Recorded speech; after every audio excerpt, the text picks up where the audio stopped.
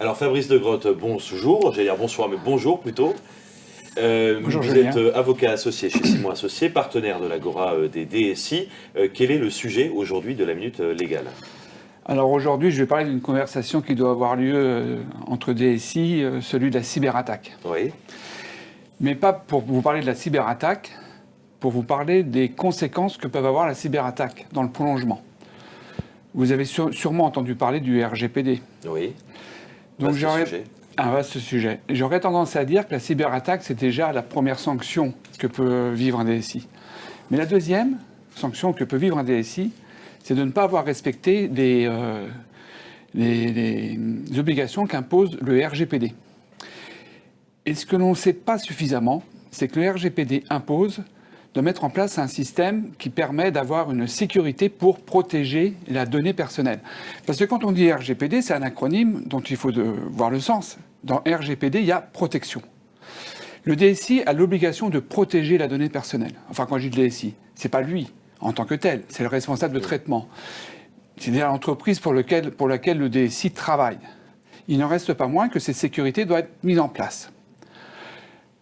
Pour ce faire, il y a trois actions à mener, dont on devra prouver, je dirais, l'existence. Première action, c'est la prévention. Deuxième action, c'est l'information. Troisième action, c'est la formation. Alors parlons de la prévention. La prévention, le DSI doit démontrer qu'il a bien mis en place toute une série de règles qui permettent d'assurer la protection de la donnée personnelle. Deuxième action, la formation. Et ça, c'est important dans le RGPD. Il faut sensibiliser les personnes à, je dirais, la notion de sécurité. Pourquoi? Parce qu'aujourd'hui, l'origine des cyberattaques, c'est 95% d'une origine humaine. Dernière action, l'information. Il y a une règle que fixe le RGPD. Quand vous avez une violation de données, Julien, vous avez 72 heures. 72 heures, c'est court. Pour prévenir aussi bien la CNIL, qui est l'autorité de contrôle, que les personnes dont les données ont été violées. 72 heures, c'est court, donc il faut prévoir des procédures.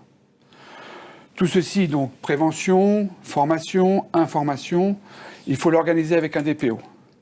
Soit vous avez un DPO interne, et vous le faites avec lui. DPO, c'est celui qui va organiser, qui va traiter la relation avec la CNIL, ou soit vous avez un DPO externe, ce dont je suis, moi, pour mes clients, et ça permet en fait, dans une démarche préventive, d'assurer que vous avez respecté le règlement sur la protection des données. Eh bien, merci beaucoup pour cette Minute Légale, Fabrice de Grotte.